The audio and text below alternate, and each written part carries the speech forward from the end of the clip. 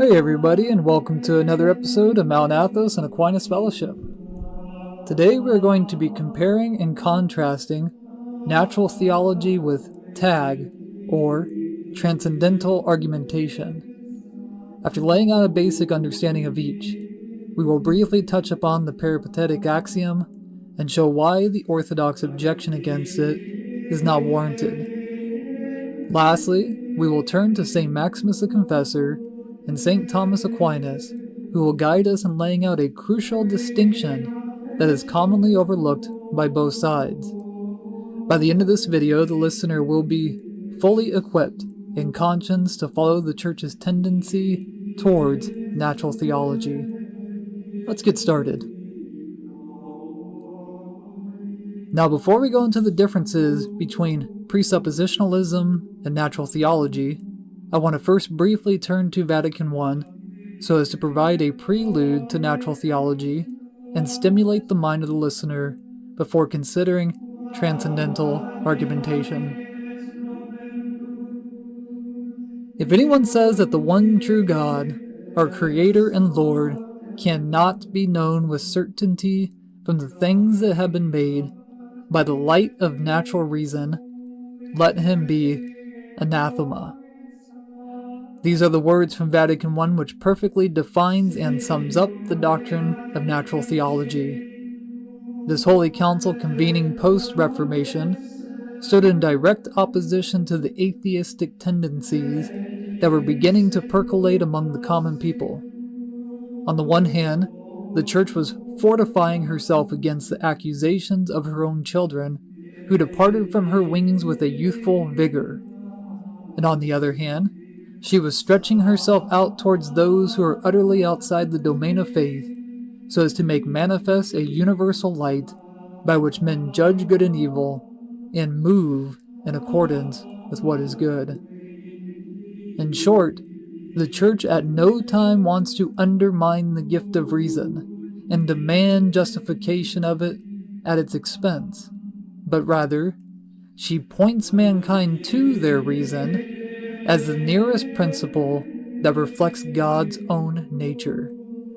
She affirms a light within them and seeks for fallen Adam to give the greatest consideration of this gift. At no point does the Church condone cornering someone into either accepting radical skepticism or affirming the triune God is the only plausible extrinsic principle. But rather she turns man inside and asks him to consider, to follow, and to shine that gift which St. Henry Newman called the aboriginal vicar of Christ in man. Here ends our opening prelude to natural theology, which we will look more deeply at prior to closing. But let us now turn the gears briefly to talk about the transcendental argument and presuppositionalism. Transcendental argumentation can be loosely defined as the precondition necessary for experience. For presuppositionalists, epistemology precedes ontology and metaphysics, and because of this, if we have no epistemic certitude which justifies our knowledge, then we cannot know anything. To argue for proper basic beliefs or self-evident truths is, according to presuppositionalists, begging the question. Until the epistemic mechanism is laid bare and made apparent, which gives credence to logic and ethics, then logic and ethics are ungrounded and thus devoid of any meaning. Thus, the question the presup is goading the opponent to consider is the most fundamental principle by which logic is justified. For the presup, this is God, and not just any God, but the triune God.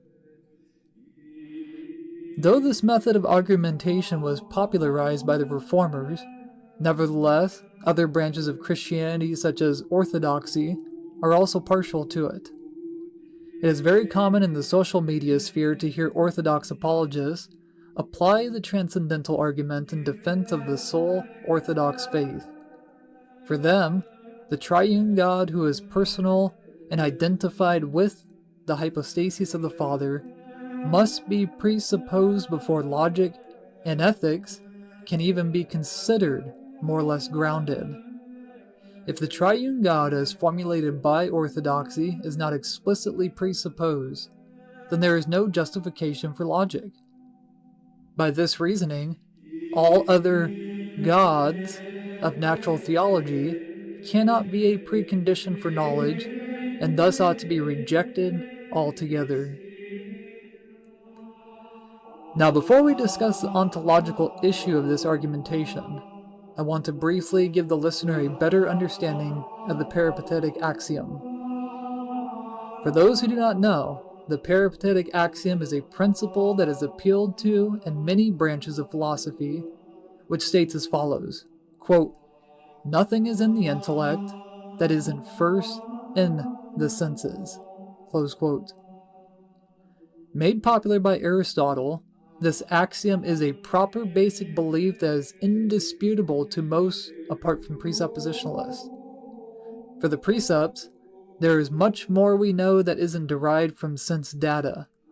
Logic itself, universals, and abstract thoughts are just a few things we know apart from sense data. But this argument against the peripatetic axiom seems to sprout either from ignorance or from a willful intent to deceive the many who are unlearned in philosophy. For those who fall into the first category, I will happily supply what is lacking. First of all, for the peripatetic axiom, the intellect is not a material power nested inside the human brain, but rather is wholly immaterial in nature. The Church consistently agrees to and witnesses to the truth of the intellect. This is perennially attested to throughout the works of the Fathers. But with that aside, we are not yet asking the question as to whether it is justified or not, but rather all we are doing is attempting to explain the axiom for better clarity. So the intellect is demonstratively proven by many philosophers to be a power that is not circumscribed by an organ. Though not circumscribed by an organ, nevertheless the intellect uses the organs of the body as an instrument for experiential engagement with the world. Now, when the philosopher states that nothing is in the intellect that isn't first in the senses, it cannot be thought of as if the five senses are bringing up to the intellect purely material considerations. On the contrary, the intellect has no engagement with the sensible matter whatsoever. For the object that is abstracted by the intellect from the senses does not exist in the same mode as it exists in reality. The object in the intellect is the immaterial form that is abstracted from the matter, and not the matter itself. So then, the matter is an aid unto knowledge, providing content which moves through the imagination and up to the judgment of the intellect. Now, the listener is probably thinking, you haven't justified anything you have said, but rather, you are presupposing it all. My response is very simple. First of all, the processes which I described above is what happens whether the human being is able to break down the components and parts and formulate it into words or not.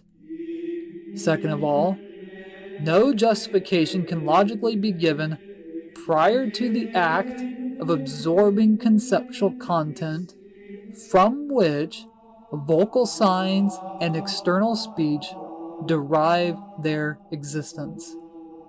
For since vocal words are signs of concepts conceived and are in no way logically or ontologically prior to the concepts, then no justification can be given prior to conceiving and experiencing. If we are to ask which comes first, namely metaphysics and ontology, or epistemology, I think it's important to consider that epistemology presupposes language and must have language in order to justify it. For if you are justifying yourself, it is either to another who is outside your mind, and thus necessitates vocal sounds as a way of communicating to the other, or you're justifying to yourself, and thus language isn't necessary since you can have conceptual images or content apart from it. Now, the natural order of man from birth is to proceed from metaphysics to epistemology, not prior. For a child begins in the world with sensory input and concepts without words, and then proceeds on to self-evident truth, and only in its latter years has developed a sufficient web of language that it can begin to speak to others about its experience. Now, there's something else it seems to me to be wanting by attempting to presuppose an extrinsic principle in order to prove an intrinsic principle. I say extrinsic principle and intrinsic principle because what transcendental argumentation is attempting to do is prove this necessity, namely, an extrinsic principle justifies the intrinsic principle. But this implies that the intrinsic principle, namely reason, bears no likeness to the extrinsic principle, namely God, whereby sufficient grounding can be established. Let me explain. If I cannot ground a truth in the intellect, but must presuppose a first truth in order to ground the created truth, then, in a sense, the presuppositionalist denies that God has given man an intrinsic light like his own. Consider a conversation between an atheist and a theist. If the theist is a presuppositionalist and is attempting to argue with the atheist that we must presuppose God before logic, then what the presup is doing himself, without recognizing it, is destroying the atheist's reason. How? Because the theist knows by divine revelation that it is true that there are self-evident truths, even to the atheist. That is, the theist knows that God has gifted all mankind, even the atheist that he is engaging with the light of reason, which is a sufficient justification for created truth, which is the homogeneous object of reason. So when the theist seeks to cast doubt upon the atheist's reason, because the atheist says self-evident, then they betray their own divine revelation, which also declares authoritatively what the atheist has stated. Namely, it is not wrong for him to say reason is self-evident. Because reason itself is the light God has given to man in order to engage with propositions and proceed to conclusions. So then, what is my point? My point is this. The atheist does not know truth because he understands the outside principle from which he receives his intrinsic light. But nevertheless, he understands that he has this intrinsic principle, namely reason. Whoever casts further doubt on reason and claims the Christian name actually casts doubt on the very image of God in man. Now, before we supply the greatest of all arguments against the precept, we will first consider Vatican II's documents on ecumenism. Orthodox apologists are always quick to flaunt the documents issued at Vatican II as a swift condemnation of Catholicism. This is most evidently seen in how they speak of the document titled Nostra Aetate. If the listener has not read this document, then I do recommend it, but not as an isolated read. It should be coupled together with the dogmatic constitution on the Church, which is titled Lumen Gentium. In these documents, the Church reflects her deepest understanding of those religious communities which are scattered away from her rock, and she earnestly desires to be under her wings. She recognizes within the different religions an implicit recognition that something greater than us put us in motion. She sighs over the concepts which are foreign to her truth, but she rejoices in that, together with her, they recognize that there is something greater to which we are all held accountable to. Each one of these religions are inflamed by the gift of reason, and as such, they contain multiple forms and conceptual content. Some of these forms bleed into other religions. Some of the forms stand in contradistinction to all religions, and some of the forms are, to her rejoicing, close in phraseology to an article of faith which she holds near and dear.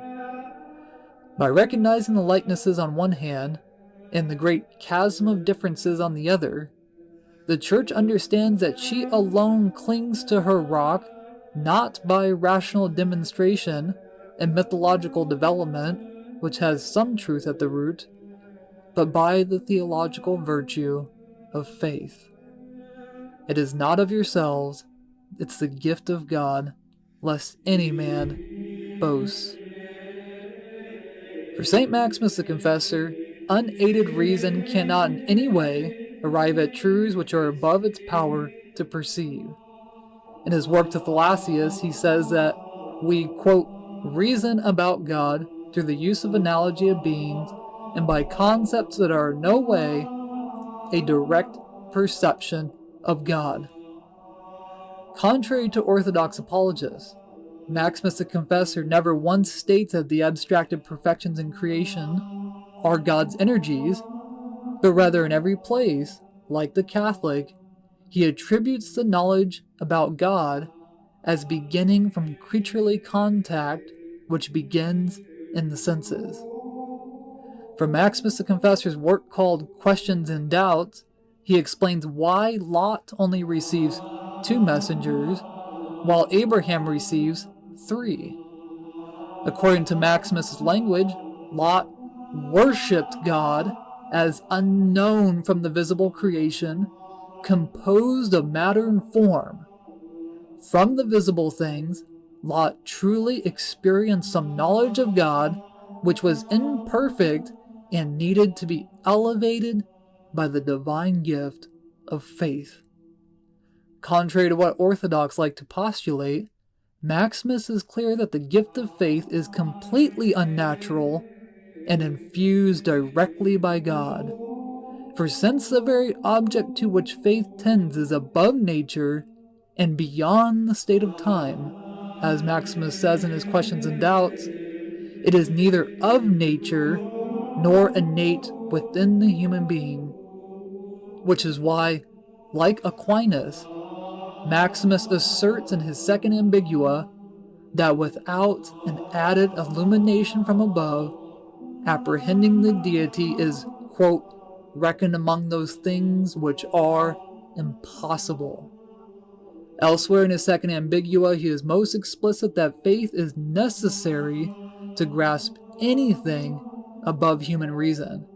Maximus says as follows, quote, by the principle of faith, all things beyond nature and knowledge may be readily grasped. And if this wasn't most clear, the listener could always turn to his various texts on theology, where he says plainly, faith alone can embrace these mysteries, namely the Incarnation and the Trinity, for it is faith that makes real for us things beyond reason. Now, Maximus is very clear in his book to Thalassius that faith is a, quote, created virtue, which comes to us as members of Christ's mystical body. In this faith, the members of the Church participate in the mind of Christ, and thus, by this extrinsic principle, has that whereby truths which are above reason are apprehended. Thus far, we've not only disproven the orthodox reading of Maximus on soteriology, which necessarily requires divine illumination by the gift of faith, which we have also proven the Catholic position on natural theology. For Maximus, faith is distinct from reason in object and in source. The articles of faith that is confessed by the faithful necessitates a pre-motion from God, who infuses faith within and places objects above reason, insight, and thus apprehension. Now, if faith is distinct from reason, then this is the crucial linchpin which natural theology hangs on. And if it's not pulled, then the Catholic Church is justified. In Maximus' first ambigua, number 15, he lays out beautifully the distinction between faith and reason. Reason, having as an object matter and form, through the medium of creatures, acquired a true impression of the Creator, in no wise knowing what he is, but rather only knowing with certitude that he exists.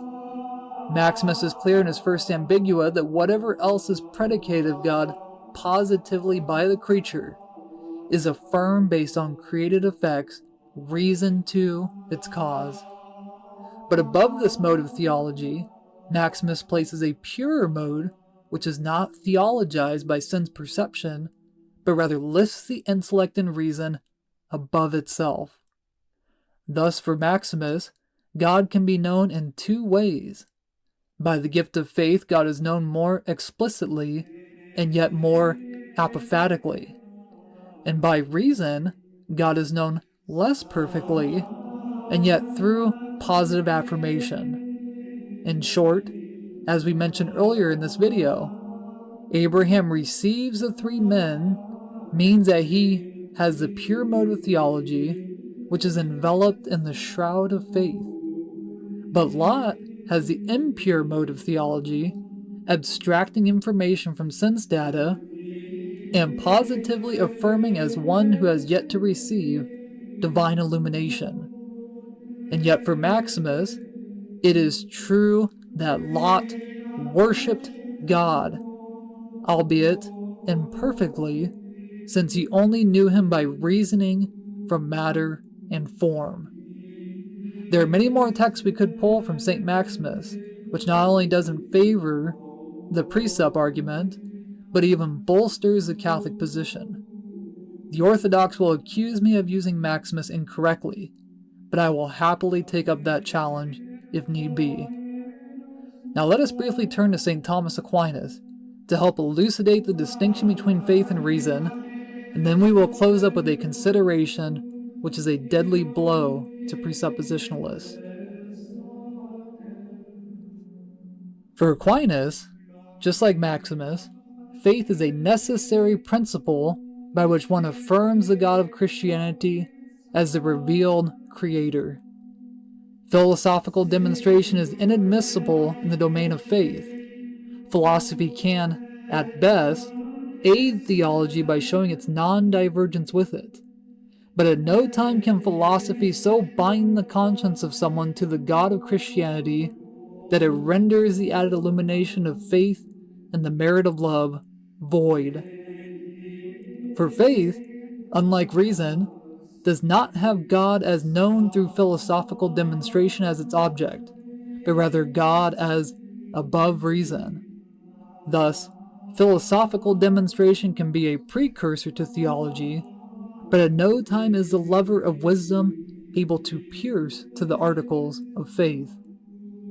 In St. Thomas's commentary on Boethius, he states that demonstration from the created order can prove that God is, but it cannot in any way affirm what he is. This line of reasoning has Aristotle as an authority with a Dionysian flair. For Dionysius, God can be known from his effects inasmuch as he is the cause of all things. And though creatures contain a stamped likeness of the Creator, nevertheless, God bears no likeness to us.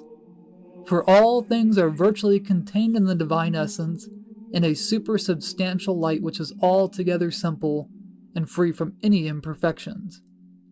But since God in creation is the object of reason, which is not altogether free from error, mankind can know God in hierarchical degrees such that one knows more perfectly than another. And the gradations of these perfections are distinguished by how well the reason pierces to the effects from which a concept of the first cause is derived. Now, since the concepts are being abstracted by the light of reason from creatures, apart from divine revelation, the opinions about God will vary all over the spectrum, each one's concept being informed by their cultural development, political leanings, personal biases, etc., which mix with the light of reason and obscure it to some degree, but do not render it altogether ineffective. Now, since God as seen in creation is the object of reason, then it necessarily follows that the one who reasons more perfectly will also apprehend something about God more perfectly. For creation itself is a kind of book which has the latent fingerprints of God all over it. But since God's attributes seen in creation disclose nature and not person, at best, the one who uses their reason can only know that he is. If the creature is to enter into a personal relationship with God, then he must reveal something about himself ad intra. This is where faith comes in. Faith, unlike reason, doesn't have God as seen in creation as its object. Aquinas says that faith has the first truth as its object, and as such it's above anything that is naturally apprehended by the intellect. Faith is sometimes called a middle perfection between God seen in creation, vis-a-vis philosophy, and God seen in himself, vis-a-vis the light of glory. By faith, God comes down to the creature and reveals something about himself explicitly that it would by no means know with certitude unless God revealed it. There is much more we could say about Aquinas' understanding in regards to the light of reason and the light of faith, but what I have laid out is sufficient to show the distinction between the two and lay a foundation for natural theology. Let us now go on to consider one argument that, as far as I can see, is a death blow to the presuppositionalist argumentation. Thus far we have discussed natural theology as distinct from supernatural theology. We then turn to the authority of St. Maximus the Confessor, who draws this distinction in multiple places and assures us of the apostolic teaching. So then, with the Fathers on our side, and the sure definitive statements from Vatican I which distinguishes faith from reason, let us put to the presuppositionalists a consideration. If the triune God must be presupposed in order to justify reason, then is faith prior to reason? For if the triune God is only known by the added illumination of faith, then how is it that we presuppose the very truth which is above reason to know? For if I am to presuppose something prior to reasoning in a chain of causality, as I hear orthodox say, but the very thing I presuppose is consequent to and not antecedent to reason, then by what light will I presuppose this? For if I presuppose the triune God and believe it, then this means I have faith and not just reason. For faith alone, as Maximus says, apprehends God as a trinity, but faith is a light from God, superadded to reason, and not presupposed before it. The apostle is very clear that faith is a gift from God, not of yourself, lest anyone should boast. Therefore, since reason is both ontologically and logically prior to belief by faith, then in no way can the ungodly presuppose the articles of divine revelations, which are subsequent to the gift of faith. So then, it may be true that someone who has not yet been illuminated by the gift of faith can presuppose a God or some other extrinsic principle prior to reason, but this in and of itself is only a quasi-prelude to the gift of faith. For the triune God isn't just conceptualized according to our way of thinking, which is mixed with a lot of error and perhaps some truth, but rather revelatory by his way of sharing himself. Thus, when someone presupposes before faith, they have a kind of directiveness by God who is moving them unto himself. But that they presuppose God as something other than the Catholic understanding of God shows that they have not yet arrived to Catholicity, which anchors our intellect from theology above rather than purely philosophical demonstrations from beneath. So those who are Catholics with me are right to presuppose the Catholic God in everything we do because God has personally revealed himself to us. Nobody comes to me, the person, the Son, unless the Father draws him. But to those who have not yet come, we can argue for the non-divergence of reason and faith, but we cannot demonstrate their absolute convergence. Unless the person on the other side of the dialogue has faith, all they see is a bunch of abstract jargon, which we believe by divine illumination. For God, as Maximus says, is wholly ungraspable by any human intellect, apart from divine faith, which infuses from above and disposes the creature to receive the principles and articles of faith as a connatural assent. So as Catholics, we can and should explicate the veracity and coherency of the faith by proving that our belief is not repugnant to reason, but what we cannot do is prove to our interlocutors by demonstration, since the very demonstration requires the gift of faith to be a proof. In this episode, we have provided a reasonable defense of natural theology and set the wheels of the listener in motion to consider avoiding transcendental argumentation unless under the right circumstances. We also demonstrated from the Fathers coupled together with the Vatican Councils that natural theology is not only permitted by the Church, but is manifested as the ideal way of ecumenical dialogue. Lastly, we showed that transcendental argumentation not only flips the natural flow of the rational agent upside down, but also, if not careful, conflates faith and reason. And since faith is what makes a believer justified in God's sight, then we ought not to pretend we are God to whom extended members and fallen Adam owe a justification. For, as the Apostle says, who are you to judge another's servant? Before his own master he stands or falls. Do you have faith, that is, justification? Have it to yourself before God. By faith you stand. In short, let's stop trying to win debates at the expense of another brother's conscience.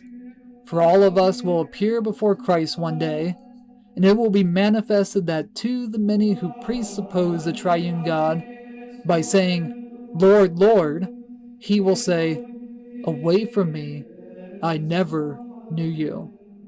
Not because they didn't presuppose him, but because they never loved him.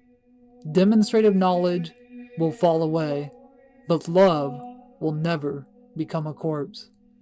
May we always humbly remember that faith, by which we believe in God, is the gift of God and not of ourselves, lest anyone should boast.